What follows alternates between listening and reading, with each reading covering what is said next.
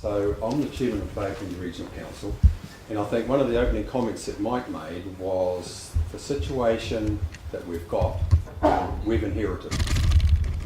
It's what we do about it going forward, but the range of considerations sitting behind this issue are really large and they're really complex. So what I thought I'd try and do tonight is just look at those 7 steps that the Freshwater Rescue Plan wants to address and say, well, which pigeonhole can the regional councils, which operate on your behalf, which ones do we fit in relative to the policy given to us by central government? Because at the end of the day, our role as regional councils is to implement government policy. That's the driver. We have a whole lot of community consultation in terms of what communities want, but at the end of the day, we're restricted through a whole lot of processes, and especially the consenting process, in what the government policy is. So yes, I chair the regional council here in, I spend most of my time in Tauranga, but I actually live in the Eastern Bay of Plenty. I also chair what they call the regional sector group. So that is the amalgamation of all the 14 regional councils and the unitaries. We meet every 2 months in Wellington, and again, that's a really important body because it has the chief executives and the chairs of all the regional councils and unitaries on it, and we have a really good interaction with MFE, MB, ministers and all that. And then I also sit on the LAWF body. Now LAWF stands for Land and Water Forum, and both in the previous government and in this government, David Parker to date is using LAWF probably in a similar vein to what Nick did in terms of, it's a representative group of a whole lot of interested organisations, fish and game, NGOs, forestry sector, regional councils, iwi, a whole lot of them. I think there must be about 40 something organisations. So the minister will come and say, this is what the current minister comes and says, this is what my objective, this is what I want to achieve. Can you help me by taking me through a process, because everything's got to be built around good science. There's no good the minister having an autocratic message to say you must do this if from a good science basis and a practical application basis you can't implement it, because we don't get anywhere. So the interaction, and I know that someone asked the question, asked Mike, how are you getting on with the new government? I would have to say that in David Parker and some of the others, they are engaging and they're interested in making progress, but they want to be convinced that the progress we're making is based on good science. So, with those comments, and I'd have to say that I don't disagree with Mike Joy in terms of what he put in front of you at all. But it's my job at the Regional Council to try and implement the policies that we have, and I think it's easy to be critical of the standards we have at the moment, but a lot of the consents that we have, especially in terms of point source discharge with the territorial authorities, go back to the 1990-91. They were given 35-year consents in terms of those discharges and the attributes that those discharges had, and until those consents expire, the regulatory body has got one hand up our back in terms of trying to make progress. And you've all heard in recent times the complaints, or the recognition I should say, and the complaints coming from Auckland, Wellington, Tauranga here, local territorial authorities generally saying, oh, we've got this worn out network of wastewater pipes and we can't afford to fix them. Well, they want to go to the government to get a handout, but you and I, as we're also ratepayers, we're also taxpayers, so you're paying the bill, doesn't matter which you are. But going forward, I think local authorities have to face up to the fact that the business acumen and the financial competency sitting around some of the infrastructure that successive administrations have put in place needs to be better. So what does that mean? It simply means that if I'm a territorial authority and I've got a whole lot of wastewater pipes in the ground, that I should depreciate them, and it's a cost.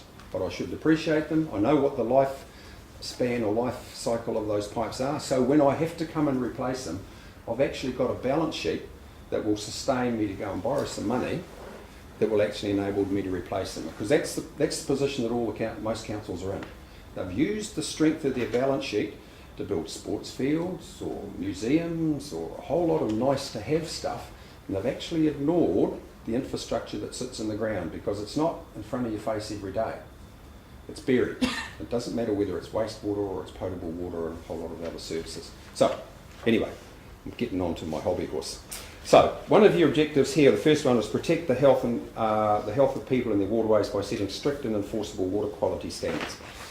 Yes, as I said, that's essentially driven by central government, Ministry of Health, district health boards, and I think a good example here is the Hastings Water Inquiry, which fundamentally said the standards weren't tight enough and they weren't monitored tight enough. And that monitoring in that case was essentially by the Ministry of Health. So regional councils, in terms of that, we don't have, apart from feeding into the policy, we don't have a lot of direction in terms of setting those standards.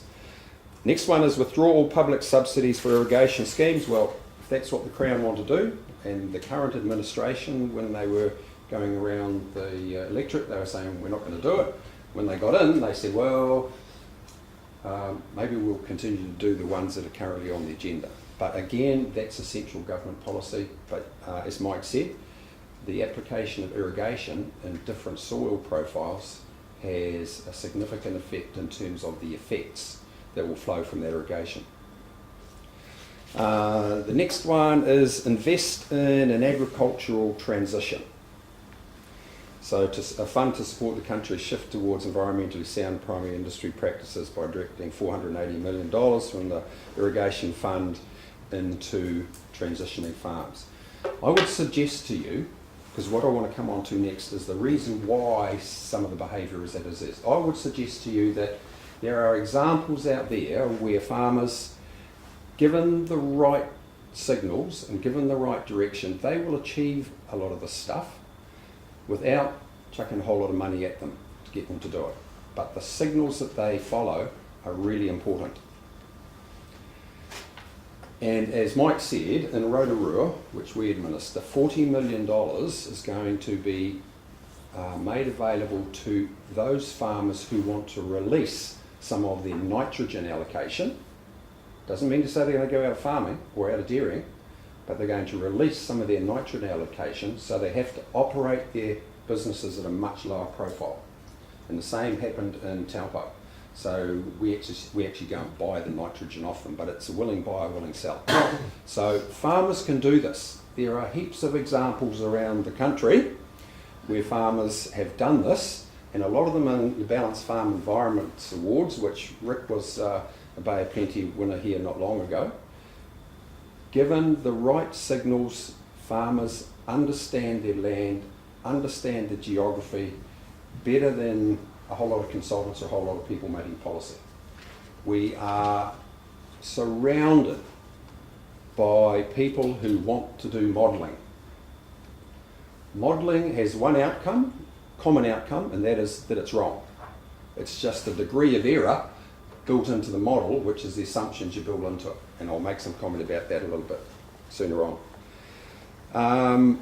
Implement strategies to decrease cow numbers immediately. So that's really about intensification. Do you really understand that rather broad comment about reducing cow numbers? Because I'd suggest to you it's not about reducing cow numbers, it's about reducing the effects. So in the industry, and as the previous one said, there's a lot of demonstration farms, the industry good organisations spend a lot of money on this.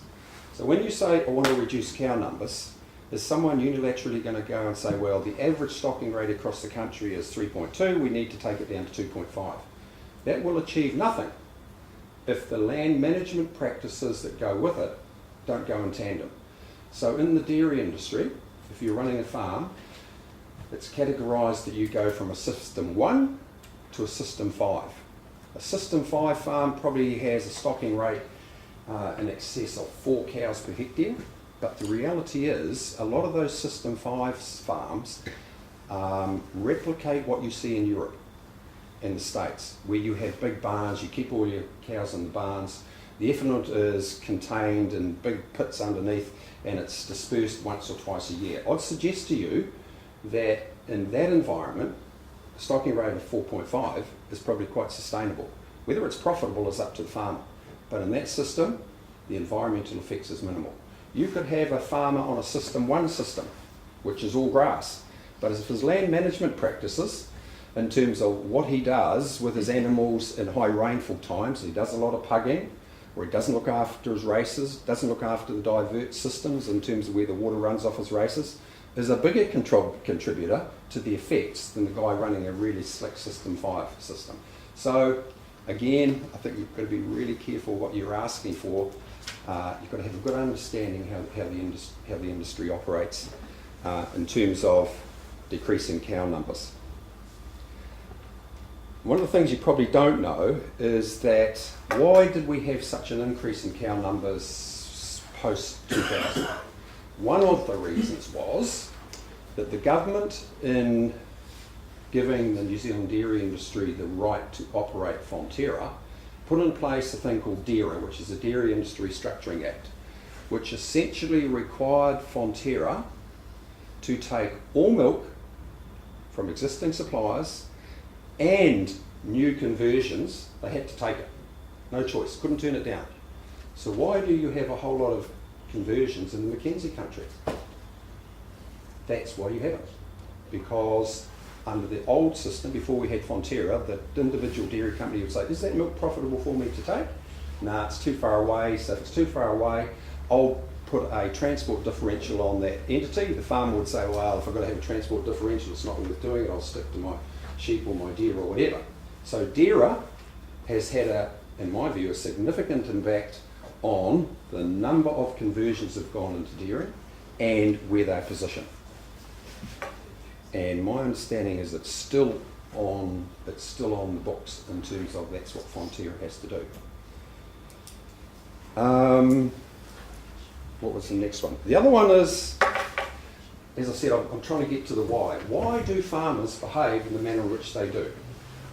Because in the old system, we used to have a lot of individual dairy companies in New Zealand. They were all cooperatives. And the farmers sitting around the board tables were always looking in the best interests of not only the company, but the farmer. And one of the chief executives said to me when we're talking about more milk and all that stuff, he says, well, I can make this company more profitable, but all I'm going to do is transfer the cost to the farmer. So that was back in the good old days before we had Fonterra. Now we've got Fonterra, I'd suggest to you we have a much more aggressively commercially focused entity.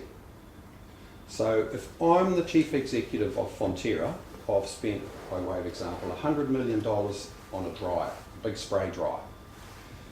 The way the New Zealand dairy industry has traditionally operated is farmers have farmed to the grass curve, and there is no doubt about it that if you farm to the grass curve, your environmental impact will be a hell of a lot less than if you go to the alternative.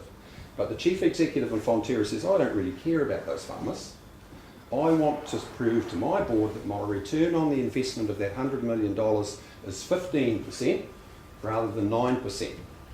So how does he do that? He's got to get more milk through that dryer. So what he does, he says, I will pay you an incentive to produce milk on the shoulders. He knows, because of the biological nature of the grass growth, that he's going to get that milk production at the peak of the season. So that's October, November. You can't turn the cows off once they calve, unless you carve out a season. So he's saying, how can I fill up on the tail end of the season and the beginning of the season? So he gives you an incentive. So currently, within the operating profile of Fonterra, the farmers are encouraged by a premium to calve earlier and go later. Now, what's the cheapest way of growing your input, which is grass? The cheapest way to grow more grass is to put on nitrogen. So that's why, since the 90s, you've found an exponential growth in terms of nitrogen consumption. The farmers are following the money. They're following that market signal that comes from the company they own, because that's what the board and the chief executive want you to do. So that's why farmers are doing that. That's why farmers are saying, if I have to maximise my return to the farm, I will go and buy palm kernel. Farmers don't feed palm kernel in October and November. You've got plenty of grass. Where do they feed it? They feed it in the front of the season and the back. So that's why they do what they do. And if there's a signal, now to be fair, there are some companies like Miraka, which is not far down the road here, and Sinlay in the South Island, who actually have an incentive across the whole season for good environmental performance.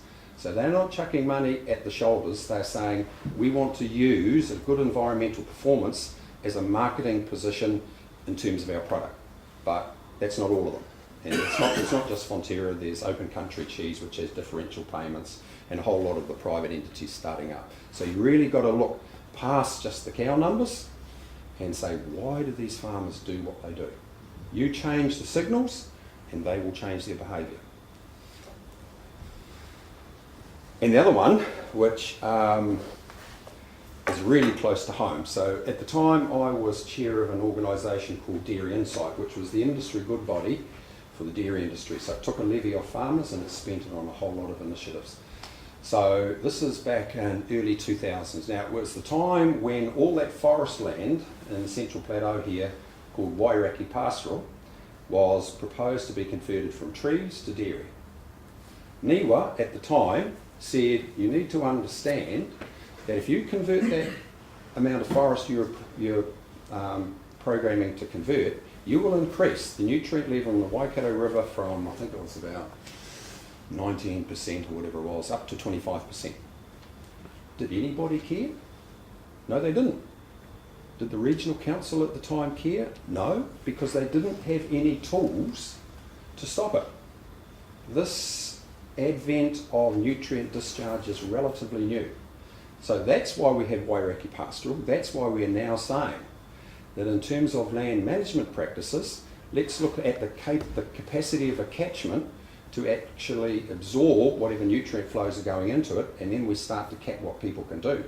So when you hear about the Waikato 1 plan, what they're doing is those farmers who have historically farmed in the lower catchment are now being asked to make cuts, because further up in the catchment, in the last 18 years, there's been some conversions that have impacted the Waikato River to such a degree that everybody has to take a haircut. Whereas a brave thing to do back in 2000 would have been to say, well, sorry Wairaki Pastoral, as far as land use is concerned, we think you should stick with the current discharge allowance from trees, which is about 5 kilograms of nitrogen per year. And sorry, it's rough justice, but that's the way it is, because that's where we are today.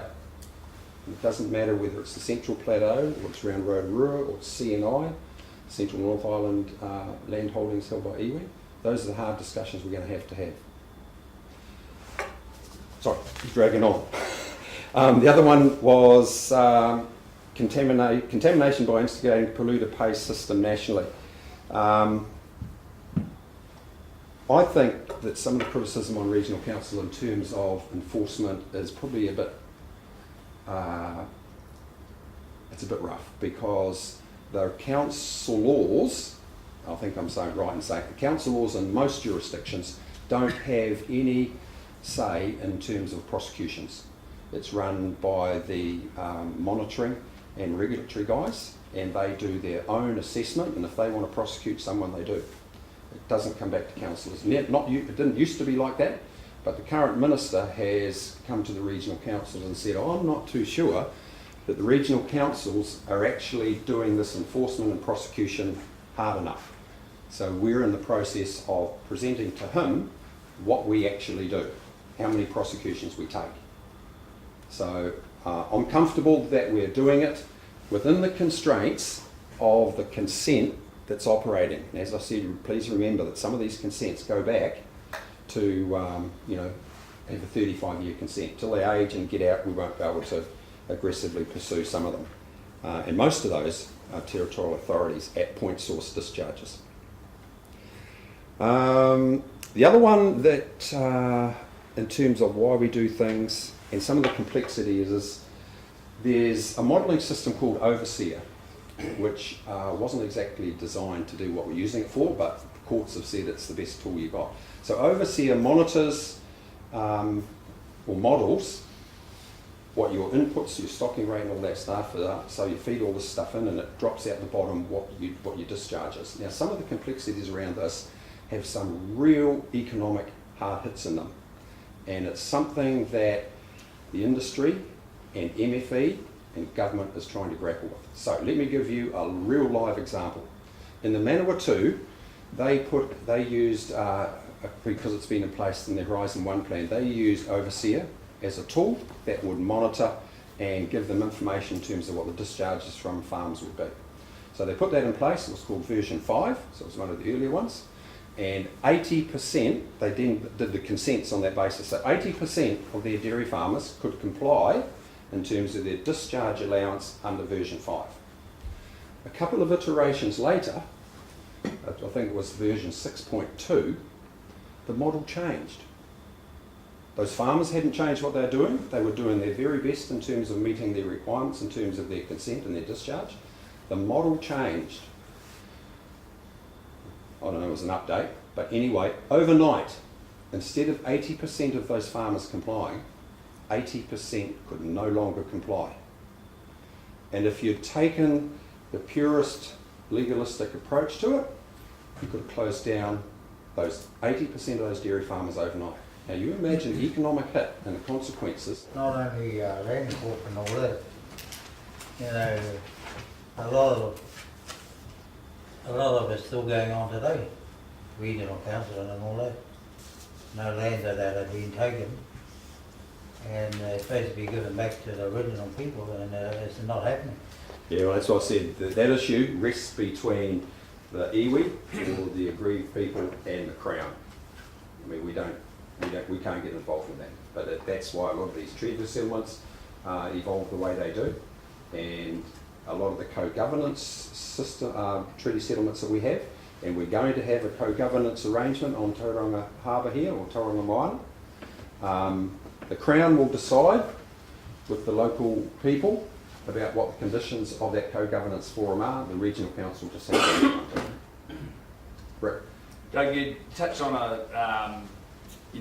farmers getting the right sort of signals to drive change. And Yeah. I thought that was really good. And you talked about nitrogen, and that's pretty dear to my heart with my involvement over with Farmers for Positive Change in the Waikato, and how the Waikato Regional Council has implemented a grandparenting approach.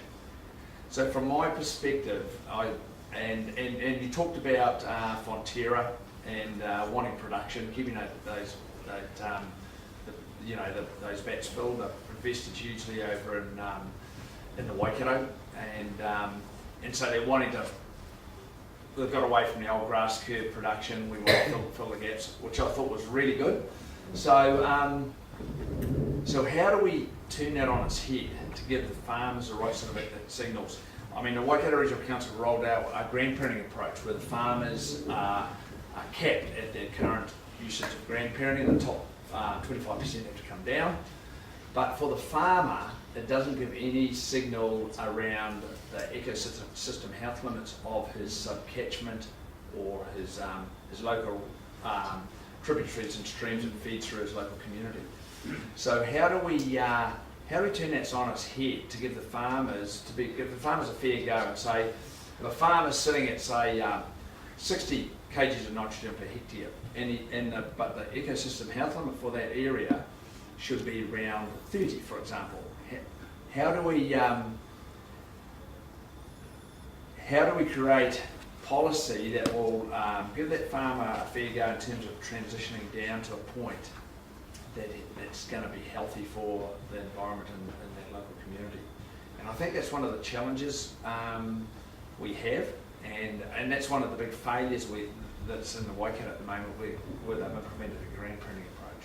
And I think we've got to turn it on its head and give the farmers the right signals. Like, you know, Canterbury's for a classic example where under Plan Change 5, I think it is, in the Selwyn district, because all the modelling is way out the window, and what they're finding, like Mike talked about in the aquifers and the deep wells, is that nitrogen actually gone way past where they imagined it would be, and they've actually got a coli and pathogens in those deep wells as well, or in the aquifers.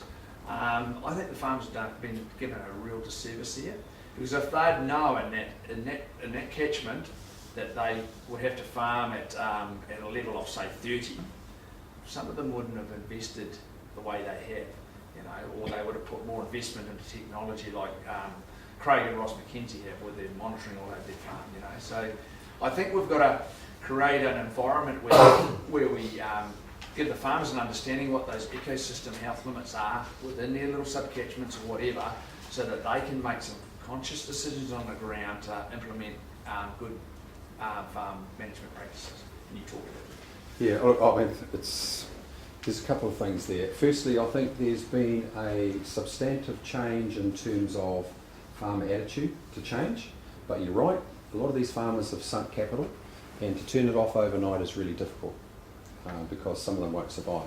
Now let's use a real live example, which is Rotorua.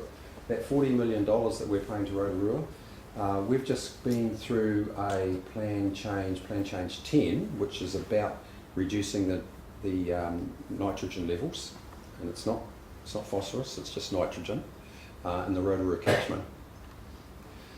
We had a consultative process that drives me nuts, because we spent, I don't know, 3 years having this consultative process with stakeholders, and that was about allocation, how you actually allocate between dairy and low use multi land and dry stock.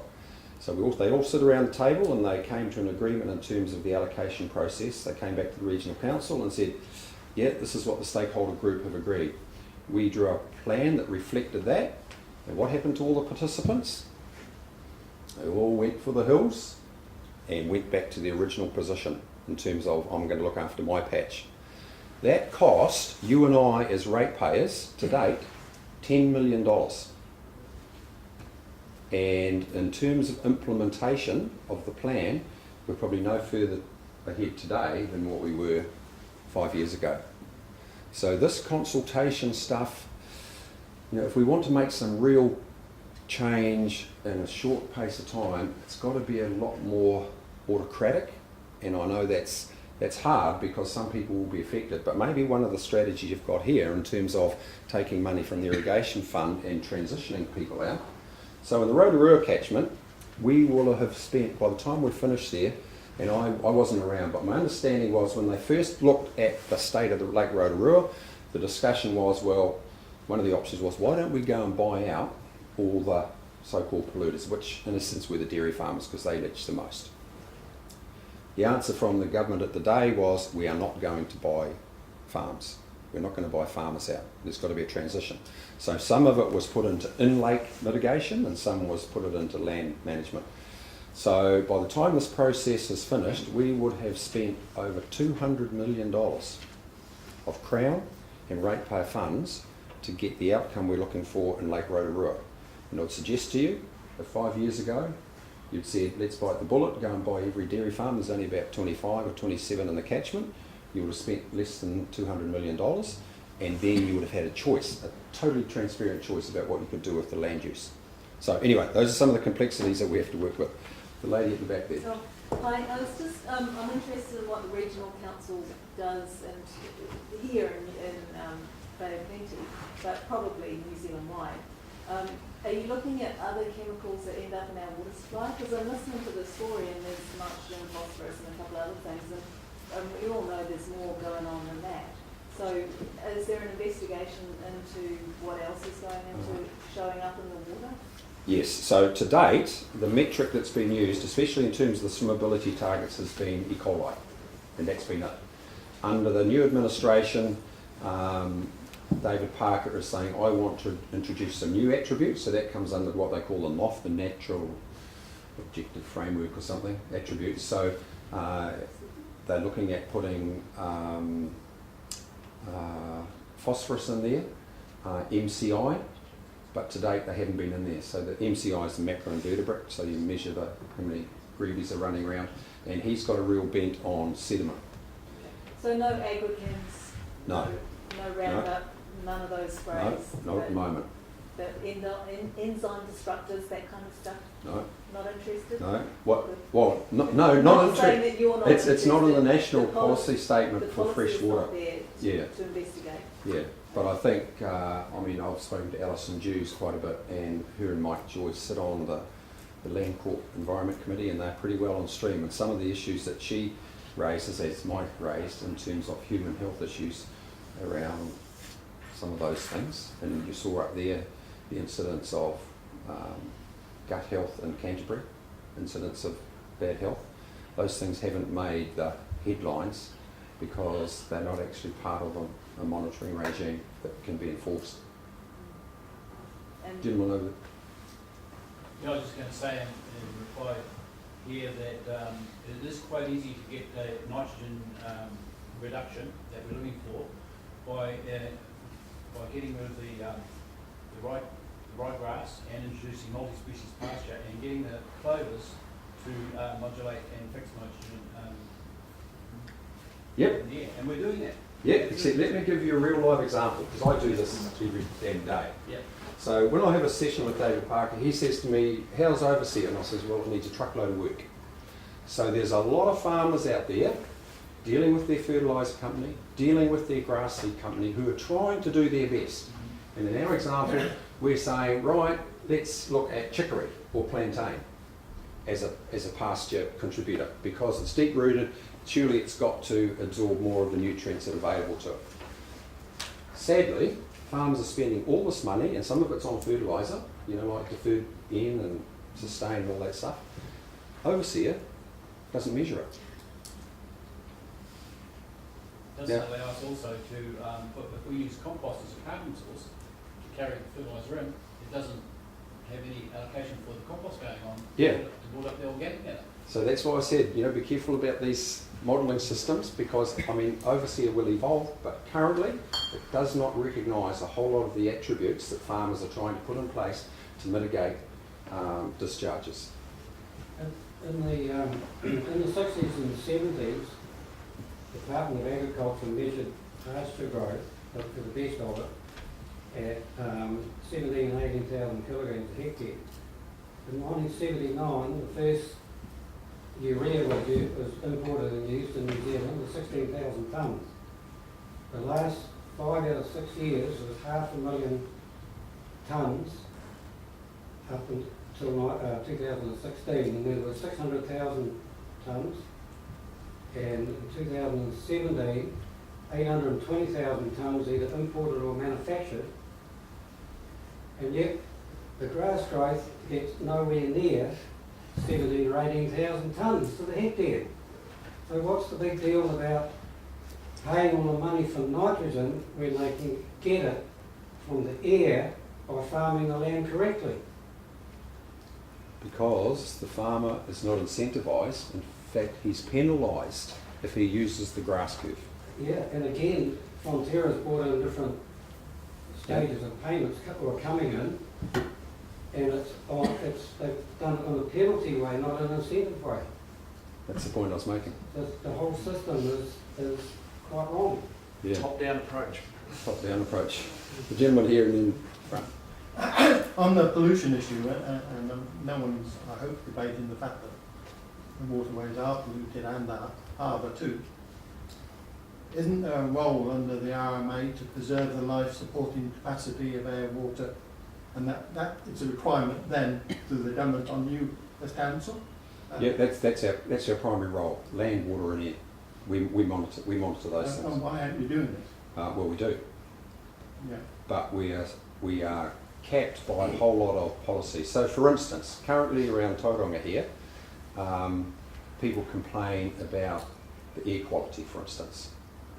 But we've got to go through a process that would enable or justify the regional council putting in what we refer to as air sheds. So you've got all these thresholds that you've got to meet in terms of exceedance before you can justify doing this this stuff. And the community, it's a bit like just out the window here, you have a very successful port operation that underpins a lot of economic activity in New Zealand. The big ships that come in here that burn bunker fuel, they are exempt from the controls of the regional council in terms of discharges from those stacks. It will improve over time, because as a lot of those ships age and get taken out of service and you bring the new ones back in, they will shift to, you know, having bunker fuel offshore. When they come into a port, they will shift to light diesel. But that doesn't even sit under the regional council auspices, that's under maritime. But does the council have a plan to improve the quality of the harbour? You know, to get rid of the we're spending, I'm not too sure, well, I think over the next couple of years we're spending pretty close to $20 million on initiatives around the Tauranga Harbour here. Some of that will be in plantings and the streams and stuff that flow into the harbour, but yeah, we're spending a lot of money on doing that. It's not something that the community see unless you're part of a land group, a land care group or something like that. One more? Quickly. Cool. Okay. Just to compare industries and what happened with the earthquake down in the Canterbury region, they had some major issues as far as pollution with the construction and EQC work. So what ECANS did was they established some policies around making sure that everybody was compliant as far as having waste management policies and within the construction industry. Now Fletcher's, they went to Fletcher's, they worked with Fletcher's, and they basically asked Fletcher's to help us out. Fletcher said that nobody can access any contracts unless they comply with all these requirements. So perhaps the government or local government should be going to Fonterra and just saying, hey, look, here's a good example here. How about helping us out?